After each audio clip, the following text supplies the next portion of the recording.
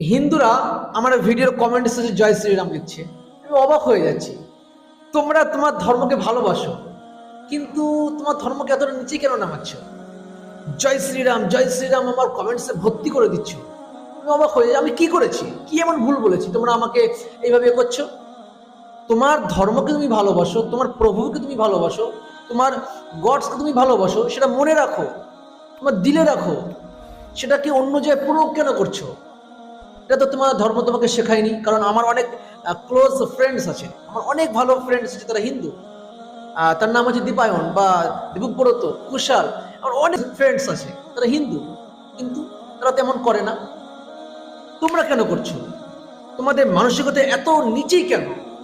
নিশ্চয়ই তোমাদের মধ্যে শিক্ষার অভাব আছে। তো প্লিজ, নিজের ধর্মকে যদি ভালোবাসো, রেসপেক্ট করো, যেখানে সেখানে জয় শ্রীরাম বলবে না। স্থান, কাল, পাত্র ভেদে কথা বলা